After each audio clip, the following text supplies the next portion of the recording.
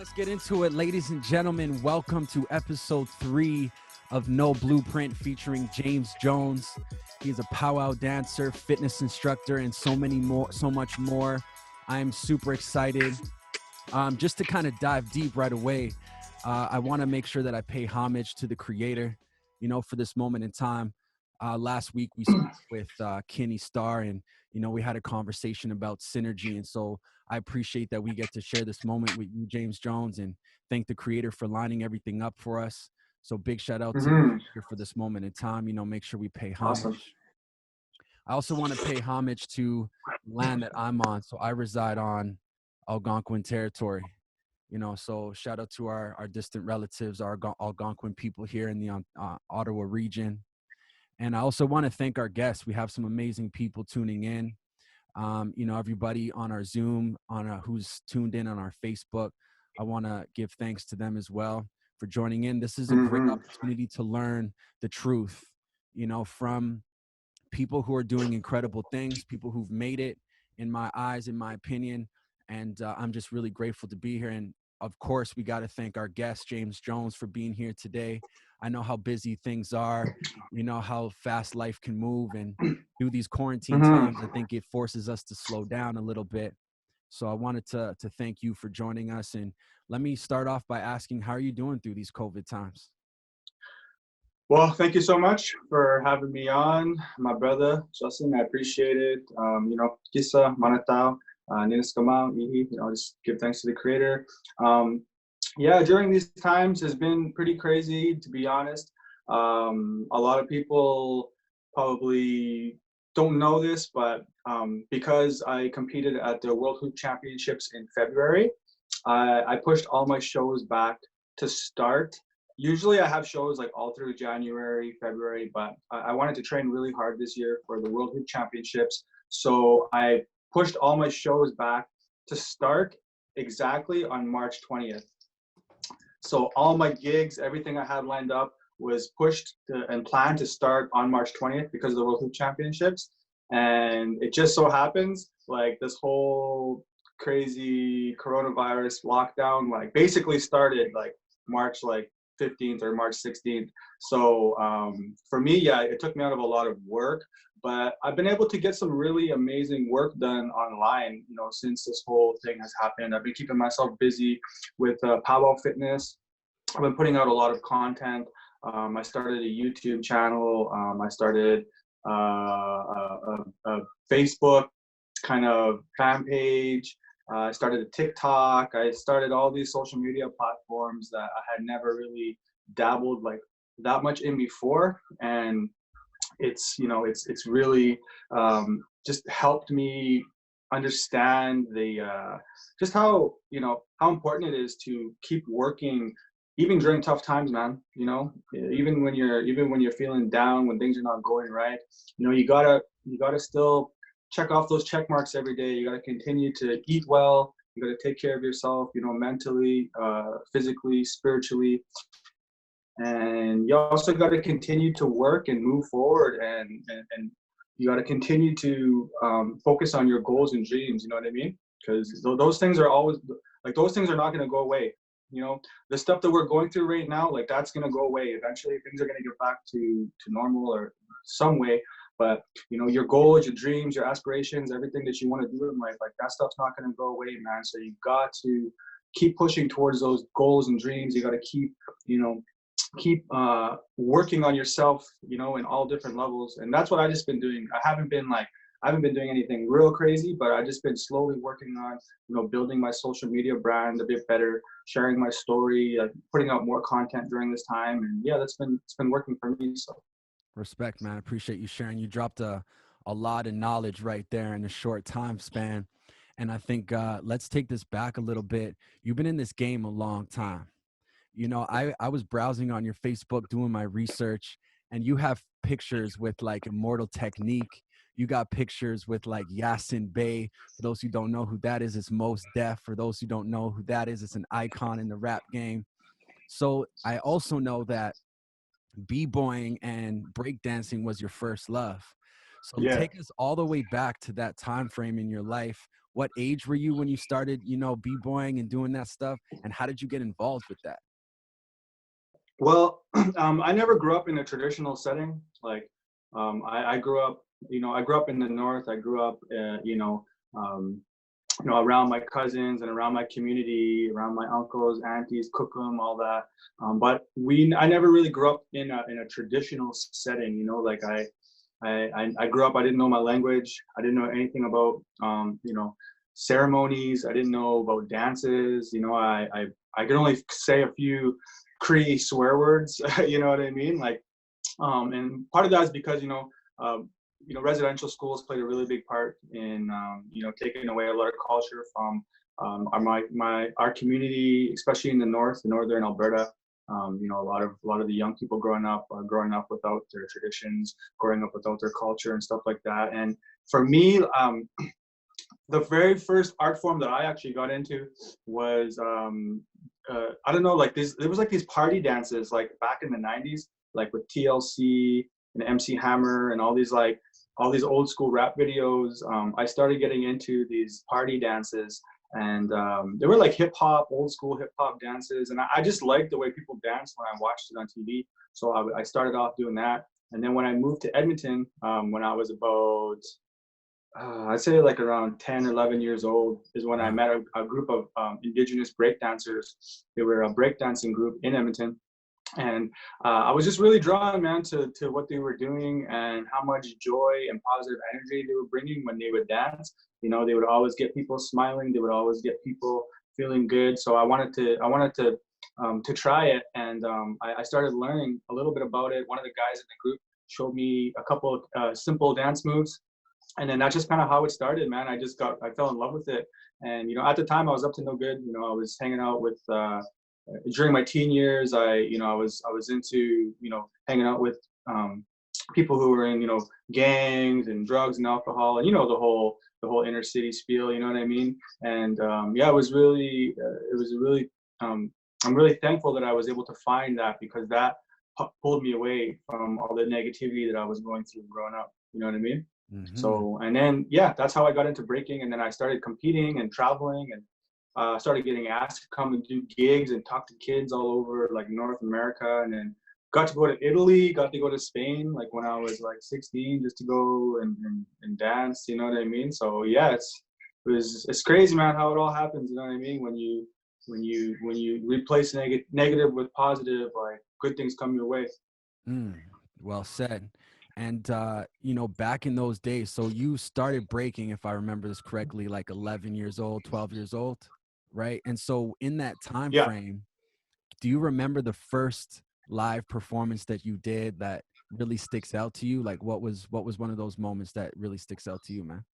Yeah, well, I would say one of the very first things that I remember as being an artist is, this is kind of a funny story. I got asked to do a breakdancing performance, b-boy performance, with this local group along when I was like, I think I was like 14 years old.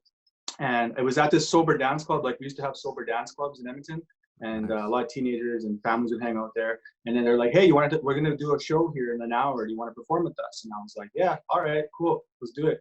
And then, like, as it got closer to the performance, honestly, I was so terrified. Like, all my insecurities just like crept up, and I was so scared. I'm telling you, man, my very first performance I got asked to do, I was so terrified. I was so scared that I actually hid in the washroom during the entire performance. Like, I didn't go dance. I went to the washroom, and it was like, when you start watching like 8 Mile at the beginning, and Yeah. he's like, look, and look, he's like, spaghetti, I'm about to puke. Like, bro, I'm telling you, it was exactly like that, man. Like, straight Wow. up. And I actually hid in the washroom for the entire performance. And when the performance ended, I kind of snuck out and come back in the crowd, and I was like, "Oh, what happened, man? I didn't know. I didn't see you guys, And like, I think back to that time when I was, so insecure that I wasn't able to even bring myself to perform in front of people, as to now, like, that's all I do is perform in front of thousands of people and travel and talk. And like, it's crazy to think back to when you first start, like, just learning to deal with those insecurities and learning how to like transition those into motivation and to help you go, because it's, yeah, that's one of my honest, that's the very first performance I ever got asked to do, is I hid in the washroom. But yeah, but after that, I kind of, obviously I started actually coming to the shows and actually dancing in them, and I was like, okay, this is not so bad. So Wow, man. You actually were bringing up a really important topic that I really enjoy having conversations with people who are on this No Blueprint podcast. And you were talking about anxieties. You talked a little bit about insecurities. How do you manage that? Like, how did you develop the strength and the know-how to manage your emotions, your anxieties, those insecurities? How did you do that, man?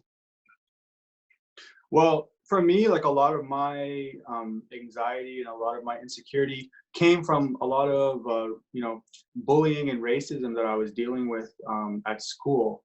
Because when I went to school in Edmonton, I went to a non-Indigenous school. There was predominantly, there was like a lot of Caucasian.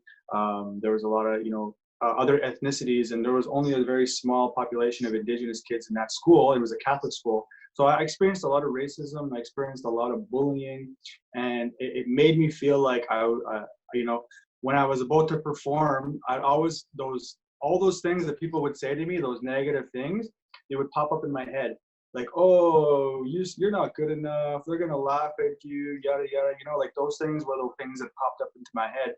And then the way that I kind of got over that is I started replacing those thoughts with the positive things people would say to me. You know what I mean? So instead of thinking about, oh man, like you're whack, or you'll never make it, or people are gonna laugh at you and people are not gonna like you, instead of thinking those thoughts, I started replacing them with positive things I would hear, like, yo man, you're a dope dancer. Yo man, your moves are really inspiring. Yo man, like I really appreciate like the way you incorporate your dance moves. Like you're a good guy. Like I started replacing insecure um those insecurities with positive affirmations, man. And those things, that's what really drove me to continue to dance, to continue in my art form, and to get over that fear of performing and caring about like what people are going to say negatively. You know what I mean? Wow, man. That's so Hmm. you replaced the negativity with positivity, but you did that on your own. Like you did that within Yeah. yourself.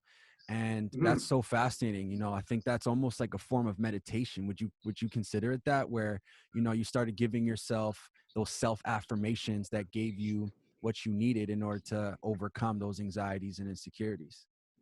Yeah, exactly. And honestly, like, I don't even know where that came from, man, or like how I started doing that, but I just know that when I dance, like when I'm dancing, when I'm performing, like it gives me a feeling that nothing, like no, it gives me a feeling like nothing else in the world, man. And I always felt good when I was dancing, and I always felt like something was missing whenever I would take a break or whenever I wasn't. So I had to figure out a way just to keep dancing and get away from the negative stuff that I was going through.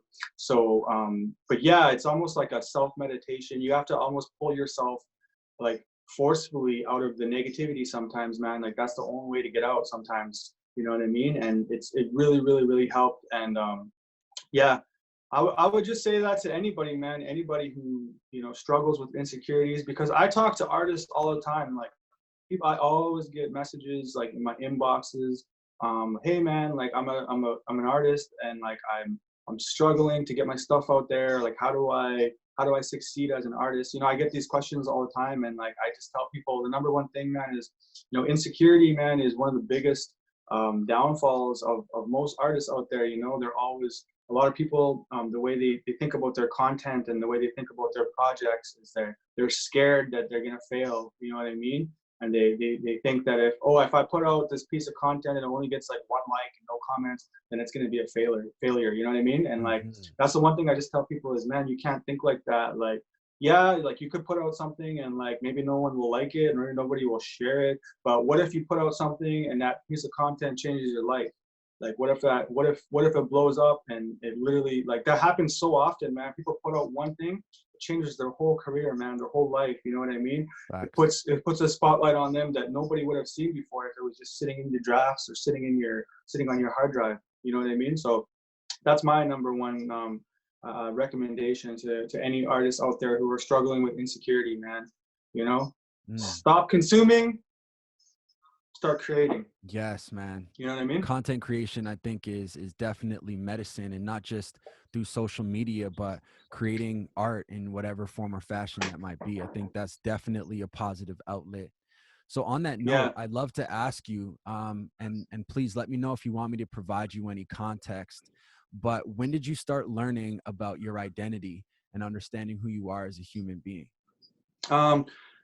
You know, it wasn't until I started learning more about who I am as a Nekiao, who I am as a Cree Indigenous person, is when I really started learning about who I am and kind of where I fit in with humanity. You know, like throughout most of my years growing up, like I felt really lost. You know what I mean? Like, and I think that's why I turned to gangs. That's why I turned to like drugs and alcohol and you know, violence and stuff like that. Is because growing up most of my years, I was really lost. Like I didn't, like I said, I didn't grow up with my traditional settings. I didn't grow up in ceremony. I didn't grow up in with my language or anything like that. And it wasn't until I started learning more about my Indigenous roots, and it wasn't until I started actually, you know, discovering ceremonies like, you know, sweats, sun dances, pipe ceremonies, stuff like that. And it wasn't until I started being a escapios for one of my lodges back home. Escapios means an elder's helper in my language. So it wasn't until I started helping out with some of our ceremonies and just learning and sitting in and learning more about, you know, who I am as an Indigenous person. And that's when I really started to feel like I belonged somewhere. You know what I mean? That's when I really started to feel that,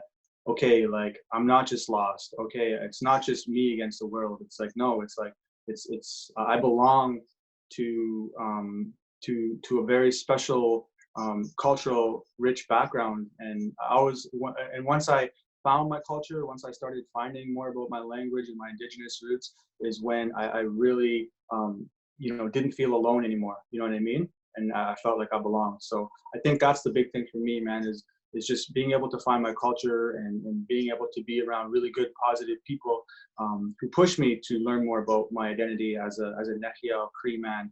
And that's I think what helped me the most out of anything. Amazing. And how did you get introduced to that? Like, where are your parents really, you know, involved in their culture? Your grandparents? Like, how did you get introduced to that stage in your life? Yeah, well, you know, my parents, I didn't really have a great relationship. Well, I had a good relationship with my parents, but you know, my mom and my dad, they had their own stuff that they were going through. So you know, we never really talked much about traditions. We never really talked much about you know, traditional stuff. And growing up, like I had felt like I was kind of put on this path, kind of I don't know, I don't want to say alone, because like I know my mom and my dad both loved me, you know what I mean? Mm-hmm. But they were also struggling with things in their lives, you know what I mean? Like a lot of parents like do. And so I felt like I kind of was kind of on my own when it came to like my cultural stuff, you know what I mean? Like learning that. And the way that I got introduced to it is through breakdancing, through hip hop, honestly. Like being an Indigenous artist, the way that I got introduced to it is after seeing those Indigenous breakdancers, I seen a couple of power dancers, and I was like, yo, that's dope, man. I love the way that they move. Like I want to do that, man. I want to start, you know, dancing powwow, because I feel I feel like this would be more me as to being a hip hop dancer. You know what I mean? Like I feel like just like I could blend the two together. I can blend like my hip hop moves with traditional moves, and like I have my own style. You know what I mean? So I felt like I was really drawn to powwow, and I asked one of these guys. I asked this guy one time. I think I was like maybe 14 years old, and I went up to this guy and I was like, hey man, can you teach me about power dancing? Like, I want to learn how to grass dance. And he's like, well, first of all, you got to offer tobacco if you want any teachings, because that's the way we do it around here. And I was like, okay. He's like, so come back and talk to me when you got some tobacco. So I walked around like this. I was at a powwow. I went and I found, I asked my buddy, hey, can I borrow a smoke? So I borrowed a smoke, and I went back and I gave it back to this guy. And I was like, okay, could you tell me a little bit about power dancing? Like, I want to learn. And he's like, okay. And then he straight up told me, he's like, all right, man, So this is the grass dance, this is the fancy dance, this is this, this is that. And he sat me down and he shared a lot with me, man.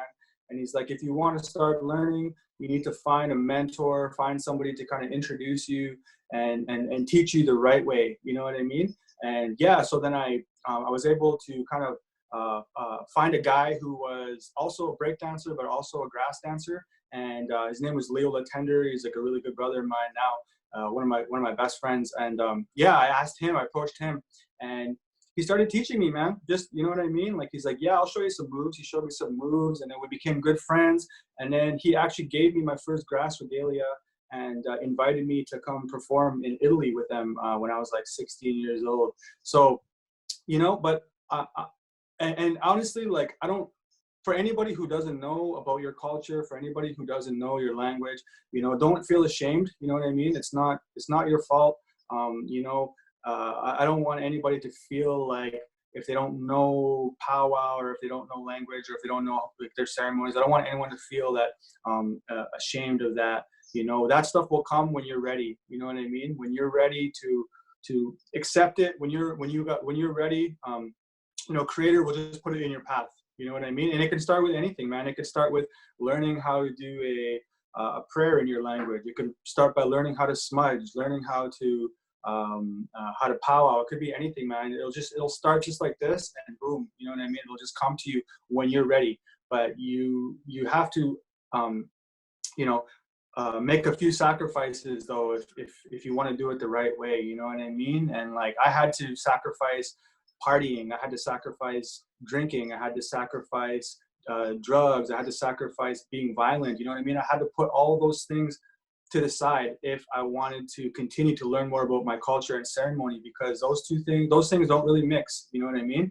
And I was told straight up, I was like, yo, if you want me to keep teaching you, if you want to learn about this, if you want to come to like to the ceremonies that we attend, you can't be drinking, man. You can't be doing drugs. You can't be fighting anymore. Like, you know what I mean? You gotta try walking the red road a bit, man, if you want to come on this path, because it's really hard to mix those to mix those things together. So I personally had to make sacrifices. You know, I quit drinking when I was a teenager. I quit doing drugs. I quit fighting. I quit, you know, hanging out with gangs and stuff like that. You know what I mean? Because to me, it was way more important to learn about who I am as an Indigenous person than stay with that stuff. So. Well said, man. I want to highlight a little bit of something that you talked about, because it almost seems like mentorship was kind of that tipping point for you to really get into that culture, understand it, learn it in a good way. So how important is mentorship to you? And do you actually also offer mentorship to others? Yeah, for me, it was so important, man. Like, I definitely probably wouldn't be where I am today or doing what I'm doing if I didn't have that mentorship. You know what I mean? If I didn't have somebody pushing me to be like, all right, James, come on, man, wake up.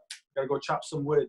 All right, James, let's put up this teepee. You know what I mean? Or let's set up this lodge. Like, if I didn't have somebody literally pushing me to do that stuff when I was younger, like, I don't know where I would be today, man. So for me, it's really important. And yeah, I do offer mentorships. You know, I speak with a lot of people online. A lot of young people come to me and ask me questions, and I have meetings with kids and their parents. And you know, I try my best to share what was given to me and give back to people who really need it, or people who really are seeking it out. You know what I mean? So and that's one of the things actually I wanted to just touch on today is like, yeah, I think this whole, sorry to go off topic, but this whole coronavirus, like this whole self-isolation has really opened up a lot of opportunities for me in general, just in the online world, and how I've been going about my shows and my gigs and stuff, because now like I'm getting a lot of work, and I'm getting a lot of people just wanting, you know, just everyday coaching, powwow fitness, teaching. I've been teaching people how to I've been teaching some of my friends, some of my bros, how to powwow dance, like through Zoom and through Skype, like showing them fancy dancing and showing my friends, you know, hoop dancing and stuff like that. So it's kind of opened up a lot of, you know, like light bulbs. I was like, all right, man, like, you know, this technology, obviously there's always a downside, but there's also a positive side, man, where I'm able to share, you know, dances, and I'm able to share some of my teachings with, you know, some brothers and sisters out there who might not have gotten the chance before. You know what I mean? Amazing. Yeah. That's incredible, man. So I think it's definitely worth highlighting that in your life journey, you know, you got mentored as a young person. And Yeah. then as you kind of established yourself, you now pass on that teaching to the next generation. And I Mhm. think that's exactly what we need as a community, is for us to pass on and share those teachings. And I've learned a lot in my adult years. And from an indigenized version of wealth, that's about how much you can share, how much can you give back, you know? So I think that's really rich for you to share that perspective, man, and really share that part of your story. I think that's really Mhm. important. So I kind of wanted to know, how old were you when you started powwow dancing? I wasn't, honestly, I was like 16 when I started power dancing, probably. Like, I wasn't even that young. I was like 16 when I started power dancing. And yeah, I think I was about 16 years old when I started power dancing. And yeah, I wasn't even really serious about it until I was like in my 20s, you know what I mean? Mm. Like, until I was like 20, I would say like 20, 22, 23, 24 is when I started getting serious about it. And I was like, all right, man, now I need like a new regalia, I need some beadwork. Like, I'm gonna hit the power trail, you know what I mean? Like, I wasn't even that serious about it until I was like in my 20s. So, and I know dancers who start dancing in their 30s and 40s, man, straight up. Like, I know dancers who start dancing when they're 30, 40. I've had friends who I'm good friends with today who started dancing in their 50s. You know what I mean? Like, that's the one thing about like powwow and just arts in general, man, is you're never ever too old or too young or too anything to start. You know what I mean? If you want to do it, if you are inspired by watching powwow dancers and you always wanted to do it, man. Like, now I would say, of all the times in history, now is probably the easiest time to get into it. You know what I mean? Because like, even Mm. 10 years ago, if you wanted to start dancing, like, you needed to know somebody, like a regalia maker. Okay, you needed to know somebody who knew somebody who was a regalia maker or did beadwork, and you had to go visit them. And you know what I mean? Like, it was a big process to getting a regalia. But now, you know, we have the internet, man, and like, if you want a regalia, you know, you can meet somebody online, you can talk to them, you know, they can educate you on the colors and all this stuff, you know what I mean? So now it's easier than ever if you want to get into it, man. And I would say, like, you know, for anybody who's wanting to get into, maybe be a fancy shawl or fancy or grass dancer, you know what I mean? Like, we can learn these teachings online too. You know what I mean? When I first started power dancing, I had to learn, like, straight up face to face with people, and be told, like, all right, this is how it is, man. This is what it means, and this is how, you know what I mean. But like, now you can actually learn online as well. You know what I mean? Like, you can learn online from people. So it's now's a good time to get into it, man. If you never got into it before. Nice. I think you're bringing up some interesting things. One of the, you know, things I started to reflect on what you were talking about is it's definitely easier now today, because there's been generations of young people who've learned how to make their own regalia, who've learned how to pick up beadwork because of the accessibility of the internet, you know, in most circumstances. So I Yeah. think that's such a fascinating evolution of our people, our culture, and our own indigenomics. You know, I think we got more beaters nowadays. We got more people making regalia, and so it's definitely easier to have your regalia made, etc. So that, I think that was one of the things that I really started to reflect on when you were sharing. So that's so fascinating. But I wanted to know, what was the first style of dance you started getting into? The first style of dance that I did Yeah. was grass. I started off doing men's grass dance, and that was the first style that I ever did. And then after grass, I actually started doing a little bit of hoop dancing, and then I switched to fancy. And Okay. then I did fancy for, like, I'm still a fancy dancer today, but how I actually got into hoop dancing, and actually most people would know me as a hoop dancer. If you were to ask, like, you know, I would say like 100 of people who know me, they would know me as a hoop dancer. And but the way that I got into hoop dancing, like how I seriously got into it, was kind of crazy, not crazy, but interesting. I sustained a really bad injury in my right leg I tore my ACL, my MCL, as well as all my cartilage, meniscus. Basically, my whole kneecap was like hanging off by a thread. You know, I sustained it I was doing a backflip off of a wall, and I landed weird, and yeah, my whole kneecap just blew out, and I was actually out. I didn't dance for almost 2 years after that, and it took me a long time to figure out what was wrong, and then I had to get surgery. And during this time, what happened is I actually I had a dream. It was weird. Like, I was missing dance so much, man. Like, I was going crazy, bro. I'm telling you. Like, I was like, oh man, I was just, all I could think of all day long, every day is like, oh, I wish I could dance. I wish I could dance. I wish I could dance. And at the time, I was like just mostly breakdancing. And I actually had this dream, man. I dreamt that I was doing a headspin with hoops on my arms. So I don't know what it was, but I was on a stage and I was doing headspin, and I had hoops on my arms, like traditional hoops. And I was like, oh man, maybe I should start hoop dancing again. So that's when I reached out to my hoop mentor, which is Sage Romero. He's a Tus Pablo native dude from Southern California. I reached out to him and I was like, hey brother, like I'm really wanting to get into hoop again, you know. And he was able to really help me on my hoop journey, and you know, show me the more traditional ways of hooping and what it means, stuff like that. So I'm always grateful for my bro Sage Romero, who introduced me to like the hoop family.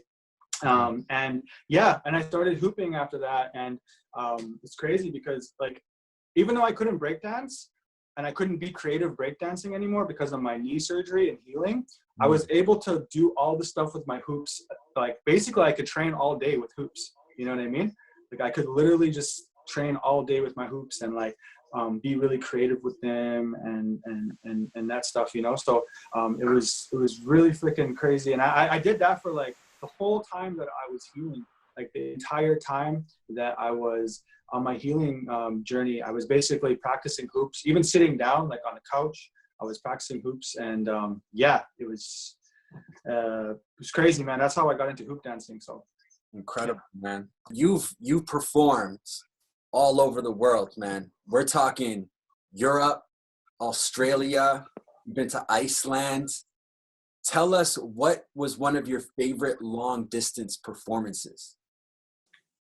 Well, my favorite long distance performance was I got to perform in Australia outside of the Sydney Opera House. They have this like big Indigenous festival every year called Homegrown, and I was there with a Tribe Called Red, and we had a big concert there, like outside with everybody, and that was cool. But during that festival, they had like, I don't know, they had this like their traditional sand that they perform in, where all their like Maori fire spinners and like Indigenous dancers from Australia perform in. And it was just they asked me to come and share my hoop dance like in this like sand pit, and it was like surrounded by like 1,000 people who were like all different Indigenous tribes from like all over the world, like straight up like. Wow. And honestly, bro, like I was like the energy was so strong, man, that I was like teary-eyed when I was performing, because I could just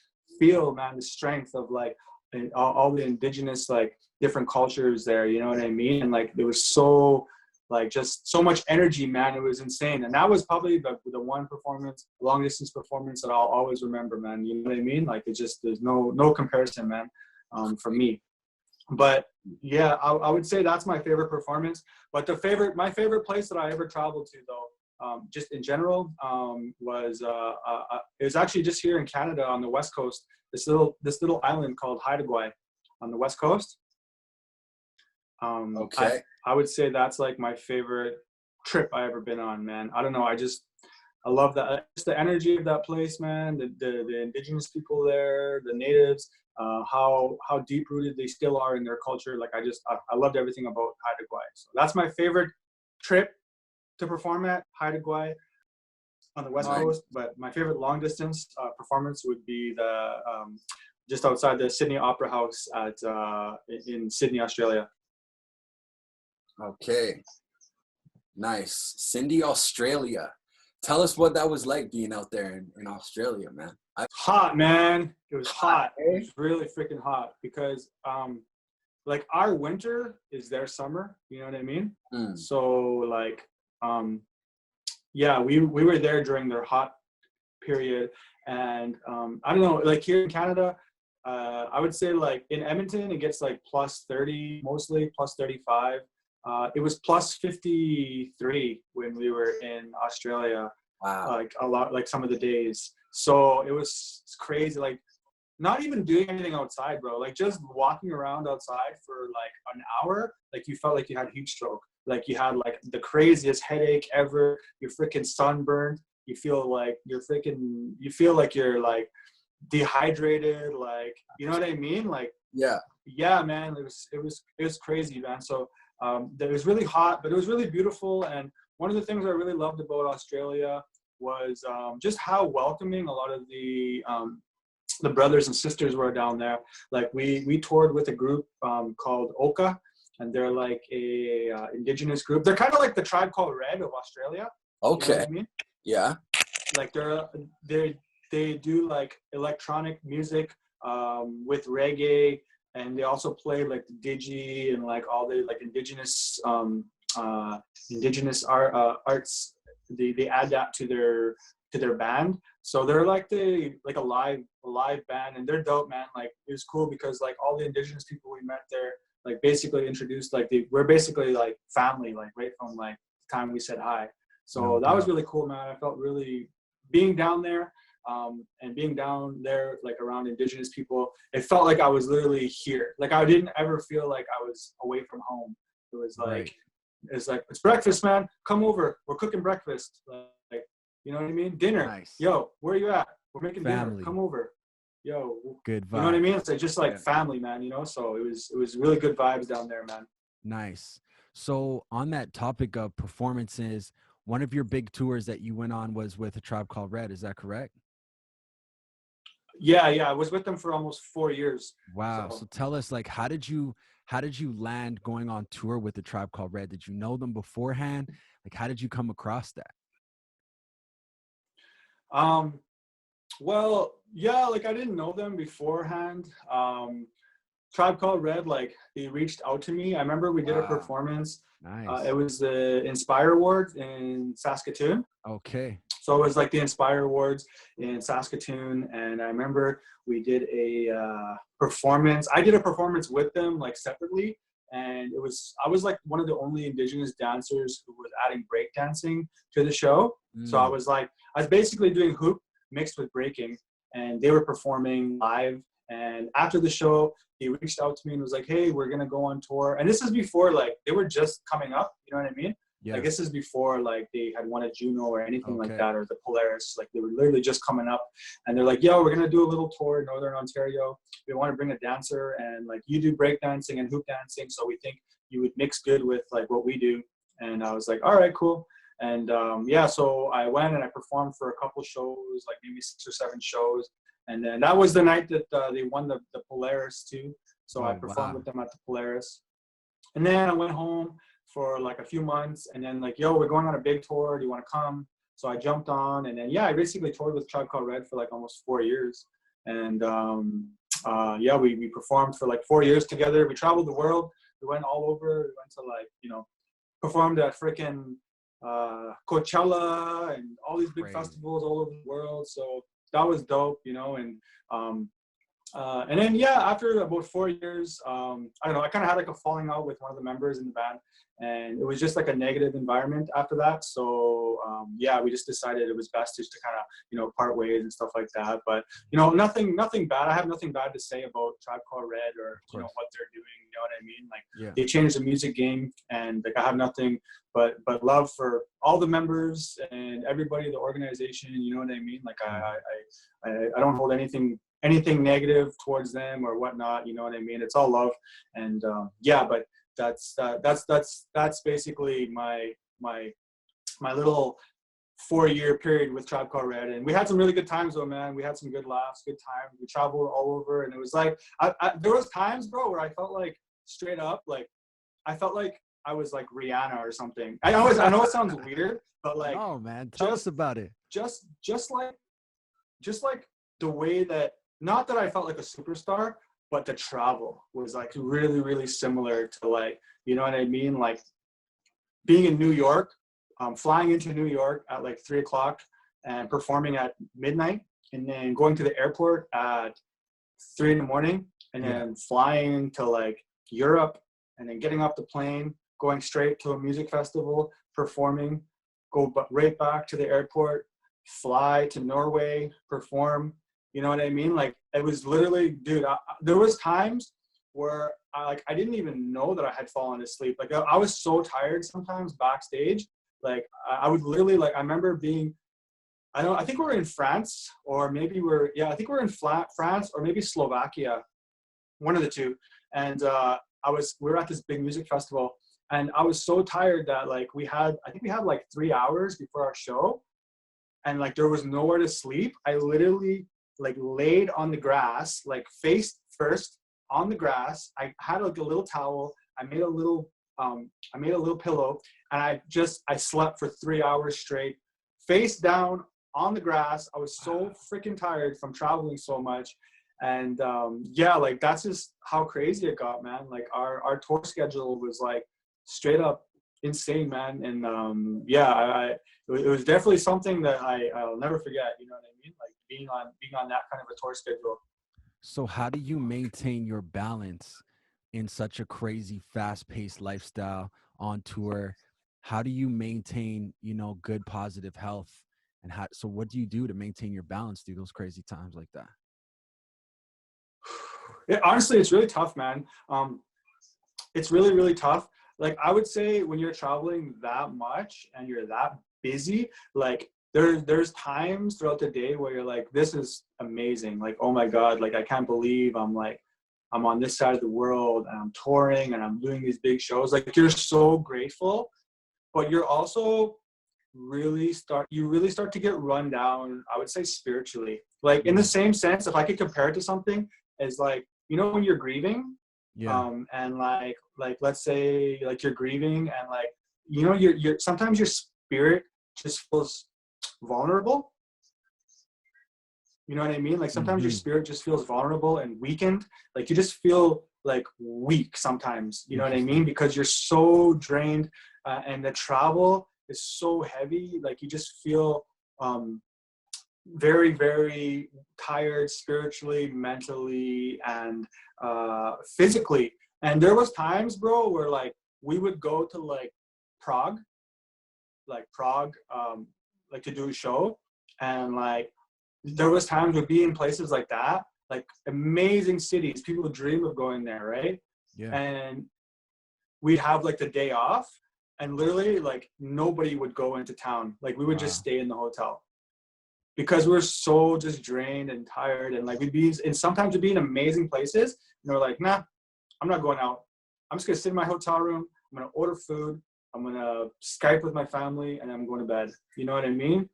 But because yeah, you're so physically drained, man, that like there's nothing you can, like, you're just so tired. And yeah, but and that's the thing, man, is being on the road that much, like it made me appreciate home just so much more. Like growing up in Edmonton, I've always been like, oh, like Edmonton sucks, like this place is boring, like there's nothing to do here. Like everybody's like that in every city you live in, right? They always want to go somewhere else. We always want to go somewhere. They want to be on an island. They want to go to Hawaii, or they want to go to LA. You know what I mean? Like nobody appreciates their home these days. And me being on the road so much, bro, I would be in like New York, and I couldn't wait to get home. You know what I mean? Like I would be in like Paris, France. I couldn't wait to get home, man. Like I was counting down the days that I get to go home and just go sit at my favorite coffee shop and just do work, and go play poker with my bros. Hang out with my girl. Go to the golf course and just chill. Like I couldn't wait to do those simple little things, man. Like, and I could be in any freaking amazing, crazy place like in the world, and I was dreaming about going home. Nice. So appreciate home while And we you're all at were, home. trust me. Like making sure you have enough awareness to appreciate what you got here, because you never know when that could be gone. You know, when one, and with all that traveling you're doing, I think that's super interesting that it makes you appreciate where your heart is, and that's at home. And Mhm. so you've Mhm. also participated in the World Hoop Dance Championships, and you've been top 10. Was it like four years in a row, my man? So tell us, what is it like performing and competing in a world hoop dance competition? And this year in February, you just got third place. So what was your experience like competing, man, in those world competitions? I would say like it's been pretty crazy, honestly. Like I I never expected to ever even make top 10 like my first year or my second year. Like when I go to the World Hoop Championship, I'm always like, I don't know, I just always think in my head like, oh, okay, well, I would just be happy to go and just dance and just, share my story. And I don't know, like, it's crazy like how I never really expect people to, I don't know, I guess I don't want to say that I'm insecure, but I would say that when it comes to like the hoop dance championships, there's so many people who've been there their entire lives, and they're very well known. And I always just, it's crazy to me sometimes when and like there's so many good dancers at the World Hoop Championships. That's the thing, man, is like it's not like a regular competition. Like the World Hoop Championships, there's like, 40 of us competing in the men's and then in the adult category. Sorry, not men, it's just the adult category. There's like 30 or 40 of us competing in there. And I would say like out of 40 people competing in like the World Hoop Championships, I would say like almost all 40 could win the championships, could win a title. You know what I mean? Like that's how good everybody is. Like there's nobody who's not good. And like there's a lot of like, I mean, obviously there's a few people who are just starting out. Some people like, it's like they're just learning. So, but I would say like 90% of the people who compete at the World Hoop Championships have a good chance of winning every year. That's how tight the competition is. You know what I mean? So like for me to make the top 10 the last, 4 or 5 years, whatever, man, I'm so blessed, and I'm just happy that like I was able to like just get in there. And then last year, squeezing out a third place, like that's my highest place finish that I've ever had. And I'm still, even when I think about it now, I'm like, that's crazy, man. Like, but I love hoop dancing though, man. That's the one thing that I would say of all the things that I do, whether it's fancy or breaking or anything, man, creating content, I would say the thing that comes most natural to me is hoop dancing. Like that's the one thing that I do every day, man. Like I always pick up my hoops. I'm always creating. I'm always motivated to hoop dance. And I think maybe that's one of the reasons why I've been doing well the last few years, is because it's just, I feel like, I just feel grounded and balanced when I'm hoop dancing. You know what I mean? So you'll always see me. I always have hoops in my hand. Even today, even to this day, man, I'm always playing with hoops. I'm always trying to create. I'm always practicing. Like that's one thing I don't know. That's one thing that I don't really, a lot of things I need motivation for. If I go to the gym, I need motivation. You know what I mean? If I'm going to create content, if I'm going to do work, like I have to motivate myself. But when it comes to hoop dancing, all I got to do is just pick up a hoop, man. Nice. So I just want to ask you a couple more questions, but what goes into preparing for a hoop dance or a world competition? Now I'm saying that with, future hoop dancers in mind. I'm saying that with our future generations in mind, who might be curious to pick up hoops and, compete in a world competition one day. So what goes into preparing, and what guidance could you give the next generation? I would say the biggest piece of advice I can give is not to worry so much about doing difficult tricks, with your hoop. You know what I mean? Like for me, the first couple of years, I was so concerned with really flashy, like really cool hoop tricks, that I didn't really focus that much on the dancing. And it's actually, it's the dancing that makes the hoop dancer. You know what I mean? Like for me now, like I have have such a big respect for hoop dancers who dance first and then put the hoops second. You know what I mean? Because to me, I think it's a dance first. You know what I mean? Before anything, I think it's a dance, and then and so you have to move your feet, man. You have to be reacting with the music. So I would say, like, to any future younger hoop dancers out there, make sure, you know, it's really helps if you also dance powwow. So if you're not dancing powwow, it really helps to get into one of the powwow dances, just to learn about the drum, learn about like where the stops are, learn the music, being able to flow. Because the thing is, if you're just focusing on the hoops, if you're just focusing on like the creativity of the hoops, a lot of times it's going to be a lot tougher for you because the dancing is not going to come natural, and that's the hard part. The hard part is being able to dance on beat, hit the beats. You know what I mean? React with the music. So I would say focus on the music first, and then hoops second. Respect, man. Appreciate that. So what's next for James Jones? I mean, I know we're stuck in quarantine right now, but post quarantine, like, what's next for James Jones? Honestly, man, I don't know. Like, who knows what's going on after this? But I would say for me, my big goal right now that I have, if I could name one of my goals, is I want to really transition my art and my creativity into helping out artists and helping out, you know, entrepreneurs. And I want to start doing like mentorships, you know, online coaching. I want to help teach artists how to, you know, get their content out there. I just want to give back now, man. I want to start teaching. I want to start giving and teaching and giving advice onto entrepreneurs and artists about how to just how to be the best versions of themselves, man. You know what I mean? So yes. I think that's kind of my goal from now, is like, I want to, obviously I'm going to keep creating my content, like, you know, powwow fitness, you know, hoop dance, fancy competitions, like that stuff will always be there. But my goals now for the future is I want to start giving back and sharing my experiences with being an artist, and how to be successful in this genre, you know, of entertainment. And I'm gonna start basically just creating more content and more awareness to artists who are looking to level up. Amazing, man. I can relate to you. Like, that's one of my biggest passions and driving factors when it comes to anything I do, whether it's a drop in an album, doing this podcast. I always have that future generation in mind, and I just want to help them be the best version of themselves too. So I relate to you on that 100%.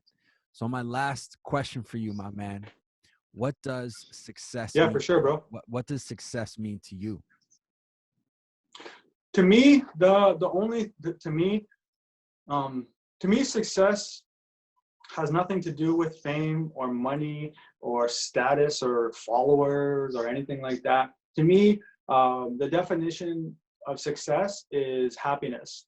So regardless of what you're doing, regardless of how much money you make, whatnot, if you're not happy, then I don't think you're successful, man. You know, and like, there's different levels of success. Obviously, you know, there's financial success. There's you know, there's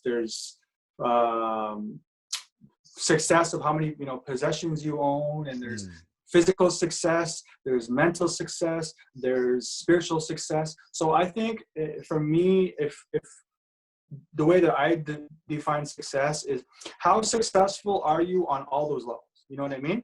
Like, are you successful spiritually? You know what I mean? Are you connected with your spirituality? You know, how do you feel on a daily basis? Like, physically, are you happy with how you feel physically? Are you able to look in the mirror and be proud of who you are? You know what I mean? Like, are you able, like, you know what I mean? And same with mental, right? Like, you know, if you have $1 billion, but you're still your mental game is not there, and you're causing, you know, wars in your own head every day with your insecurities and stuff like that. Like, that's also going to hurt your success. So for me, it's just happiness, man, straight up, in a simple answer. Are you happy with yourself on all levels, man? And to me, that really defines success. So yeah, and that's what I try to work on for myself every day. I have a little checkbox. Okay, I got to make sure, I always make sure that I have to pray, you know what I mean? So I have to smudge, I got to pray, I got to be thankful. I have to work out every day at 6 o'clock, man. I don't care what I'm doing, bro, where I am, I have to work out, you know what I mean? So I always got my stereo, I always got my AirPods, I always got my fancy sticks. So wherever I am, 6 p.m. every day, I have an alarm that goes off. I start practicing. I'll do like 10 fancy songs in a park, in a parking lot. I don't care, man, where I am. I have to work out 6 p.m. every day. And then eating good, man, straight up. Eating good for me is also, feeling healthy is also a level of success. So I have to make sure that I'm eating healthy every day. If I don't eat healthy, if I eat like garbage, I'll feel like crap and I won't feel successful in that. So I say just, you know, creating little check boxes, little goals every day that you can reach, that are going to make you happy. And to me, that defines true success. Well said. I think that's a great way to wrap this up. James Jones, I can't thank you enough for joining us on this No Blueprint series. I appreciate you so much for sharing your wisdom, your knowledge, and your experience with us. It's a great session, and I can't wait, you know, to continue to hear and witness your journey. You're doing amazing things. You're a positive role model out there. So I just want to express my gratitude and thank you so much for joining us today, man. For sure, brother. Nice to be on. And to everybody watching out there, thank you guys so much for tuning in. We appreciate all of you. I just want to say, Kisa Manatao, Ninas Kamau, and we'll talk to you again, brother. Watch day, man. Later.